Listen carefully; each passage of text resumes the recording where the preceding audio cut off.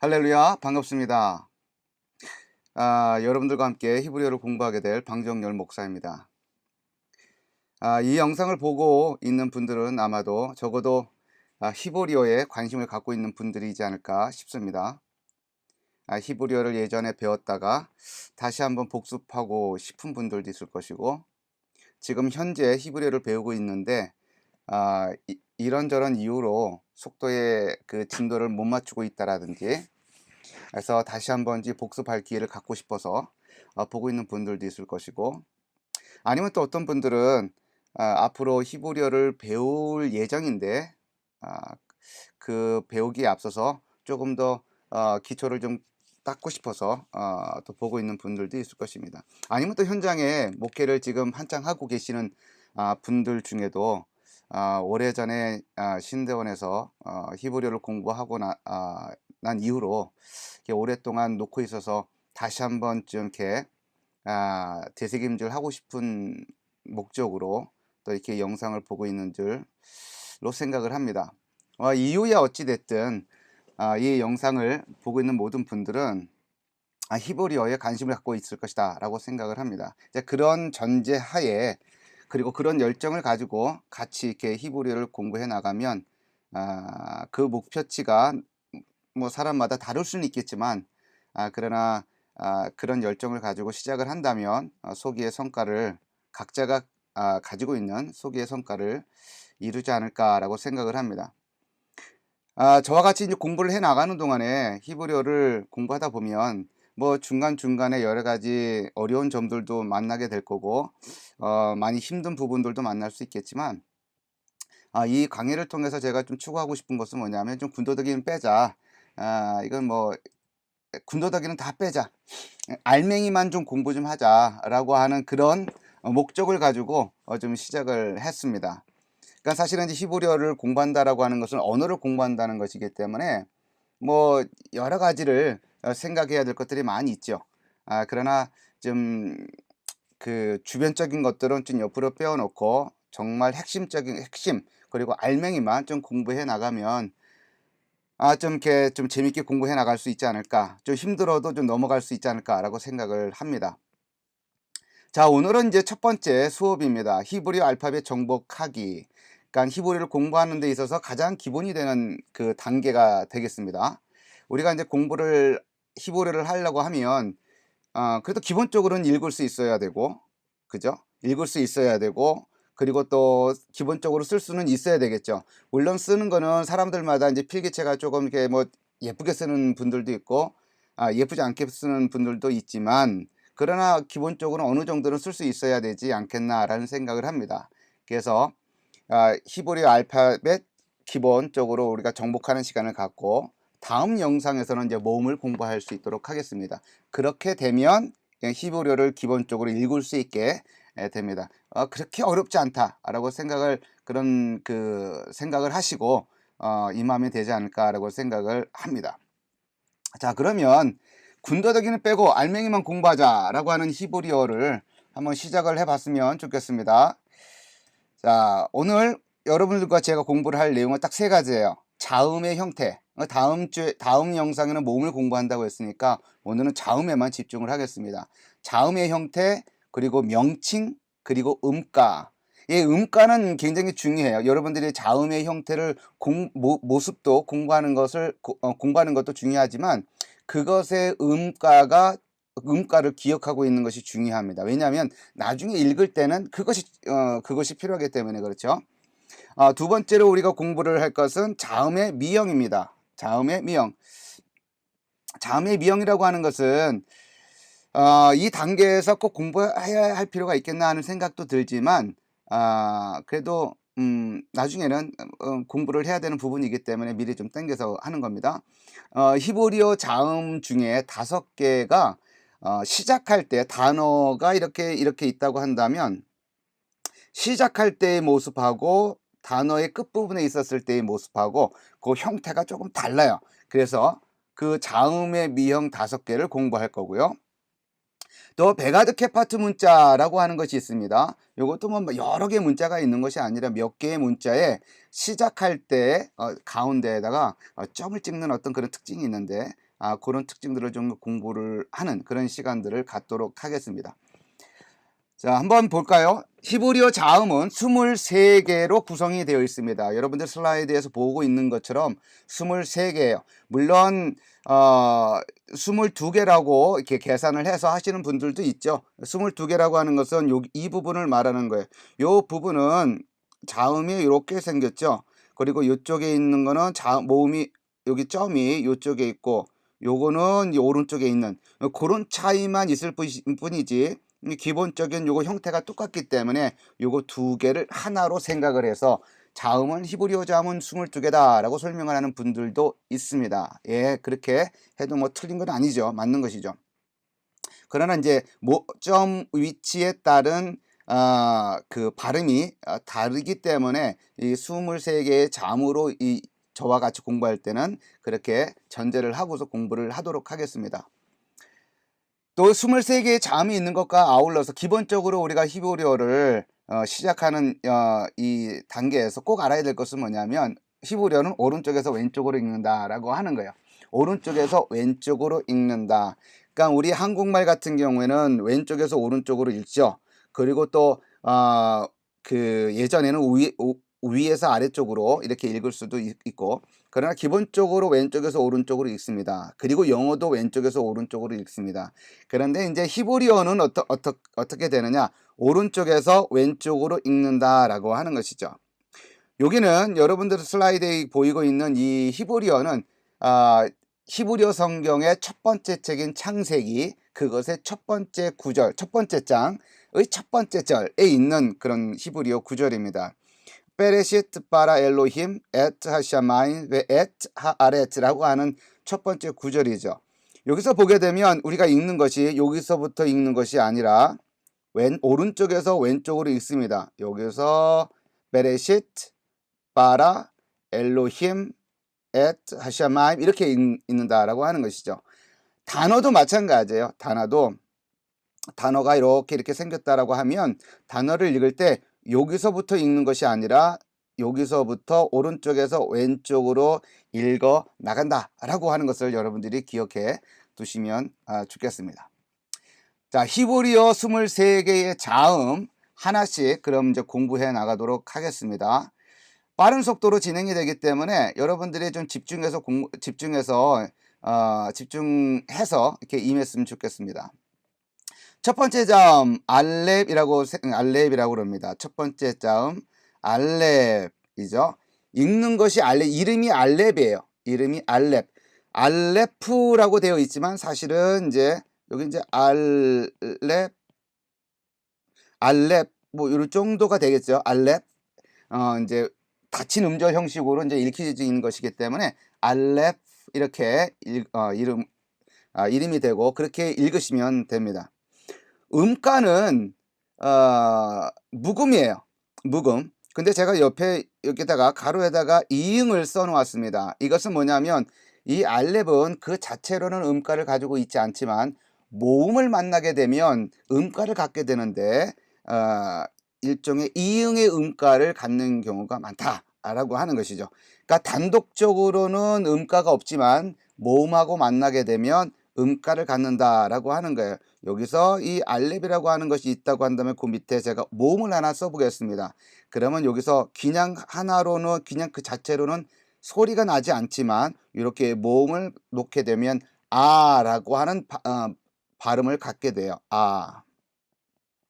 그래서 그때야 비로소 모음을 가질 때야 비로소 음가를 갖는다라고 하는 것이죠. 그래서 이 첫 번째 자음 이름은 알레프, 그 다음에 음가는 묵음이다 라고 여러분들이 외워두시면 좋겠습니다. 자, 쓰는 방법은 어떻게 하느냐? 히브리어 자음을 쓰는 방법은 어렵지 않습니다. 여러분이 어렵다라고 생각을 하시면 한도 끝도 없어요. 쉽다라고 생각을 하시면 됩니다. 그리고 원칙은 이렇게요. 이렇게 하면 돼요. 이렇게 아니면 이렇게. 복잡하게 설명하지 않고 히브리어 자음을 쓰는 방식은 어떻게 된다고요? 이렇게 하면 된다라고 생각을 하시면 됩니다. 이렇게 알렙을 한번 써보겠습니다. 쓰는데 여러분 주목을 하셔야 돼요. 어떻게 쓰느냐? 이렇게 그죠? 쉽죠? 이렇게, 이렇게, 이렇게. 이게 첫 번째 히브리어 첫 자음 알레프 쓰는 방식입니다. 어떻게요? 이렇게, 이렇게, 이렇게. 어떤 분들은 이거보다 조금 더,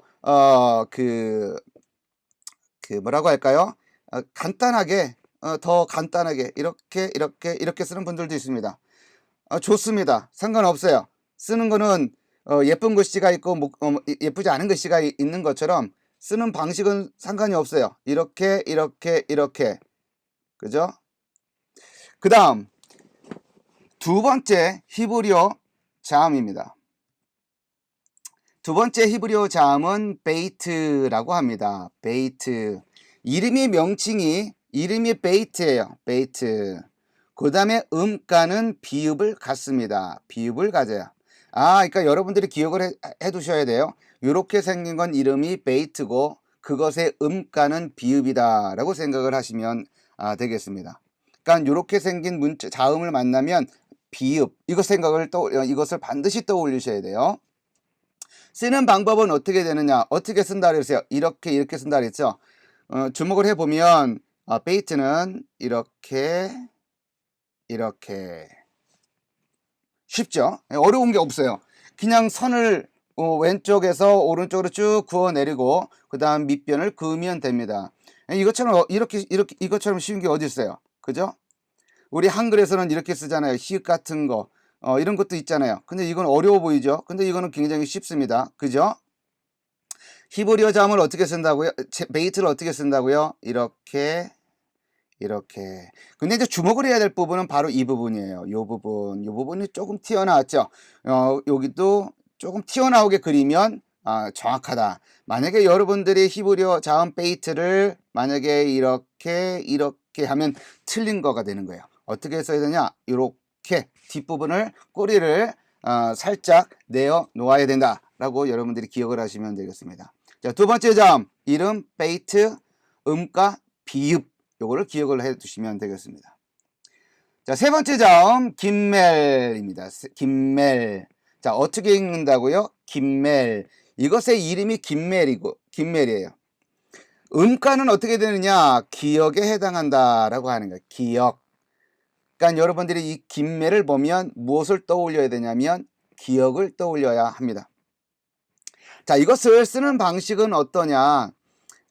이거는 조금 이렇게 생각을 하시면 돼요. 상자가 이렇게 있으면 제가 여기다가는 이렇게 가운데다가 그려 놨지만 사실은 이렇게 여러분들이 상자를 하나 이렇게 상상을 하고 여기 가운데다가 이렇게 그 중간에다가 선을 하나 그은 다음에 그 오른쪽에다가 여러분들이 쓰시면 돼요.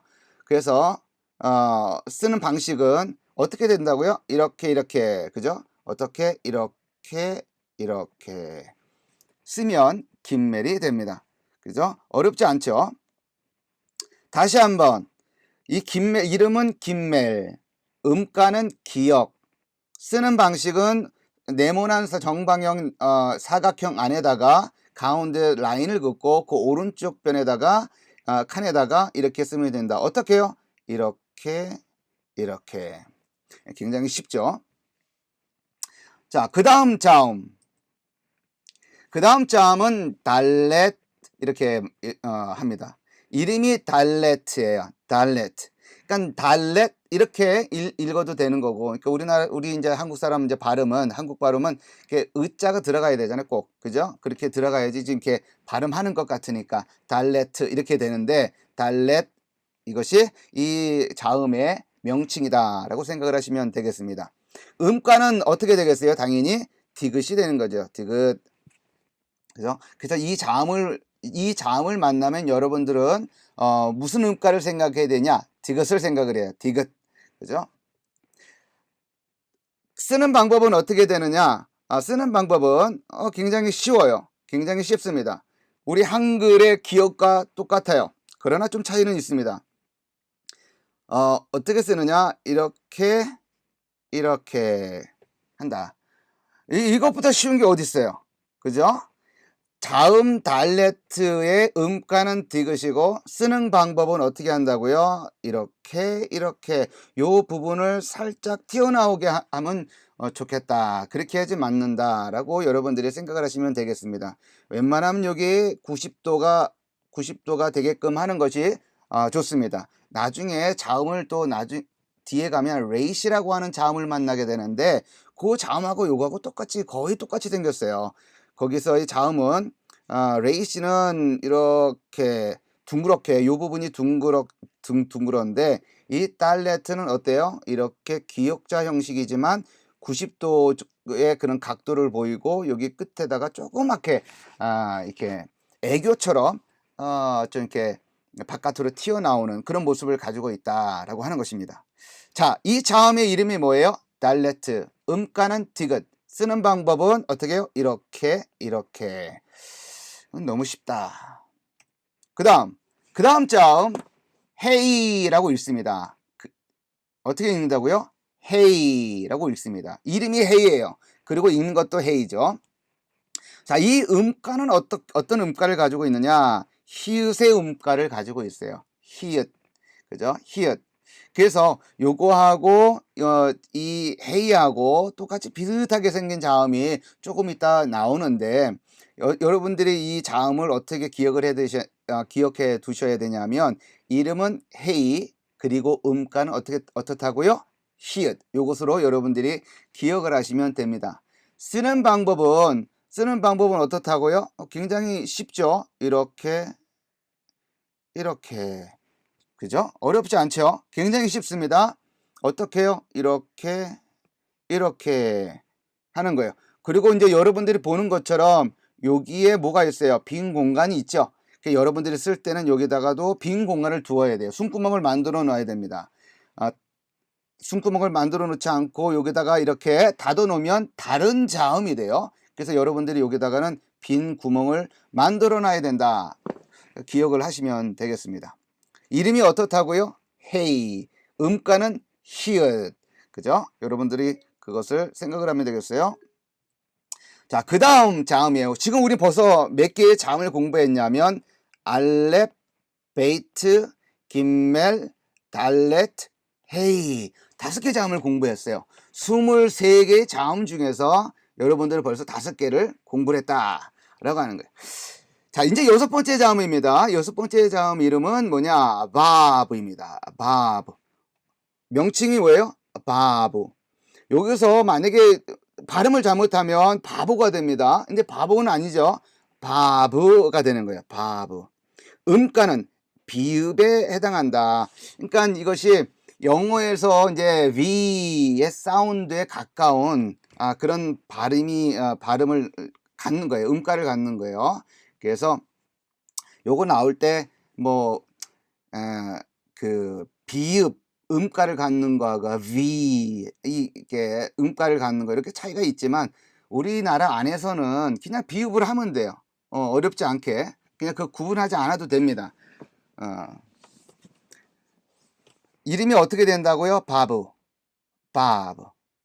음가는 비읍.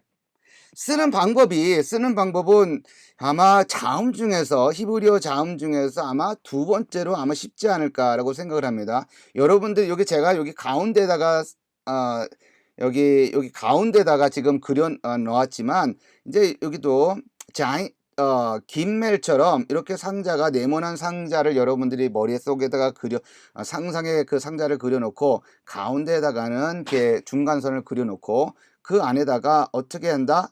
이렇게 하면 돼요. 이렇게 여기 머리가 있고 조금 살짝 곡선을 그리는 상태에서 밑으로 내리면 됩니다. 이게 이름이 어떻게 된다고요? 바브. 음가는 비읍. 쓰는 방법은 이렇게. 그죠? 어렵지 않습니다. 너무나 쉬워요. 그죠? 독일어도 공부를 해봤고 프랑스어도 공부를 해봤습니다. 근데 히브리어 자음처럼 처음 공부하는 사람들 입장에서 이 알파벳, 그러니까 영문의 그 알파벳을 모르는 상태에서 처음 공부하는 사람들 입장에서 같이 그 출발선에서 놓고 본다고 한다면 이 히브리 알파벳 그닥 그렇게 어려운 문자 아니다 라고 여러분들이 생각을 하시면 되겠습니다. 자, 여섯 번째 자음 이름 바브, 음가 비읍.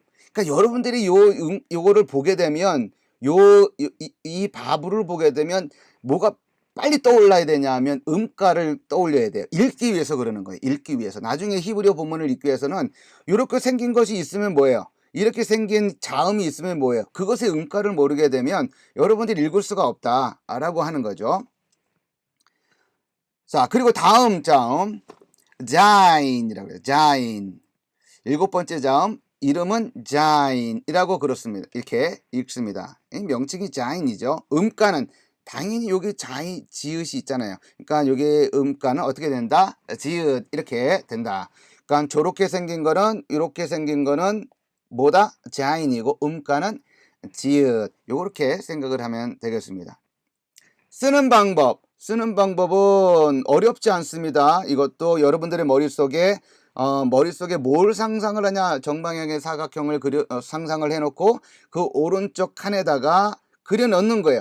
그린다라고 생각을 하시면 되겠습니다. 바브 같은 경우에는 그냥 여기서 이렇게 한 다음에 그냥 쭉 내렸잖아요. 연이어서. 그런데 자이는 이렇게 머리를 한번 길게 쓰고 나서 이렇게 내리는 거예요. 그죠? 그래서 이제 이를 어떻게 쓴다고요? 이렇게 이렇게. 이거 어떻게 된다? 어떻게 읽는다고요? 자인. 이렇게 자인. 그러니까 히브리어 자음은 쓰는 방법은 딱 한 가지 방법밖에 없어요. 어떻게 해요? 이렇게. 또 중간에 한 두 개 정도는 이렇게. 그러니까 굉장히 쉬운 거예요. 그러니까 여러분들은 이제 이 영상을 들으면서 쉽지 않은데 왜 저렇게 말하나 이렇게 하는데 여러분들한테 이렇게 좀 쉽게 접근하기 위한 어떤 방법이다라고 생각을 하시고 쫓아오시면 되겠습니다. 자, 일곱 번째 자음 자인 음가 지읒 쓰는 방법 이렇게 그죠? 자, 여덟 번째 자음입니다. 자, 여덟 번째 자음 이름 hate라고 그래요. 뭐라고 한다고요? hate. 당연히 이제 hate이기 때문에 여기 시작하는 거 히읗으로 시작하잖아요. 그죠? hate. 그래서 음가는 뭘 갖는다? 히읗을 갖는다라고 하는 거예요. 근데 이제 사실은 이게 우리가 이제 지금 이제 일반적으로 히읗이라고 하지만 이 히읗보다는 거의 목에서 긁는 소리가 난다라고 생각을 하시면 되겠어요. 히읗이나 거의 이거와 같은 소리가 납니다. 자, 쓰는 방법은 어떻게 쓰느냐? 네모나게 정방향을 그리고 그 안에다가 요것을 그려 넣는 거예요. 어떻게 해요? 이렇게 그려 넣는 겁니다. 자, 어떻게 해요? 이렇게 자, 이렇게 그리다 보면 뭐가 되는 거예요? 헤이트가 되는 거예요. 근데 이 모습을 보게 되면 우리가 다섯 번째 자음으로 공부했었던 헤이라고 하는 요 자음하고 어떻게 생겼어요? 거의 비슷하게 생겼죠. 거의 비슷하게 생겼습니다. 헤이는 다만 이 다섯 번째 자음 요 헤이는 다만 여기에 숨구멍이 있어요. 숨구멍. 그죠? 그걸로 판단하는 겁니다. 이 숨구멍이 있으면 뭐라고요? 헤이. 숨구멍이 없다. 헤이트. 요거의 음가는 뭐다? 히읗. 요거의 음가는 뭐다? 똑같이 히읗. 그러나 요 헤이트의 음가는 요거보다 그냥 일반적인 히읗보다는 조금 목구멍을 긁어서 내는 히읗을 내는 것이 훨씬 더 근접한 소리를 낼 수가 있습니다. 이런 소리, 이게 뭐 정확하다고 볼 수는 없습니다만 이런 소리를 낸다라고 생각을 하시면 되겠습니다. 자, 아홉 번째 자음입니다. 테이트. 아마도 히브리어 자음 중에서 가장 요상하게 생긴 자음이 아닌가 싶어요. 이름은 테이트. 어떻게 읽는다고요? 테이트라고 읽습니다. 테이트라고 이름이 그렇게 되어 있는 걸 보니 음가는 뭐가 될까요? 티귿이 되는 것이죠. 티귿. 그죠? 어떻게 된다고요? 티귿. 이름은 뭐라고요? 테이트라고 하는 거예요. 테이트. 자, 그러면 요 테이트의 이 자음을 쓰는 방법은 어떻게 될까요? 쓰는 방법. 요거 쓰는 방법은 사람마다 조금씩 다른 것 같아요. 그러나 조금 일반적인 거를 먼저 여러분들한테 알려드리면 요렇게 하고 이렇게 U자를 거꾸로 U자를 쓰면 돼요. U자를. 그래서 이 히브리어 클래스에서 히브리어 자음 쓰는 방식을 동원해서 말한다면 이렇게 그리고 이렇게 하는 거죠. 이렇게 하면 이게 뭐가 된다고요? 테이트가 된다라고 하는 거예요. 물론 여러분들이 오른쪽에서 왼쪽으로 그리는 것이 익숙지 않은 분들도 있을 거예요. 그러면 왼쪽에서 오른쪽으로 그려도 됩니다. 왼쪽에서 이렇게 그러니까 원칙은 똑같아요. 이렇게는 원칙은 똑같습니다. 오른쪽에서 내려와서 왼쪽으로 가든 왼쪽에서 오른쪽으로 가든 상관이 없습니다. 왼쪽에서 오른쪽으로 간다고 해서 구속되거나 잡혀가지 않아요. 그냥 그리면 됩니다. 자, 이 자음의 이름이 뭐라고요? 테이트. 음가는 뭐라고요? 티귿. 그죠? 쉽습니다. 자, 9번째 자음이었어요.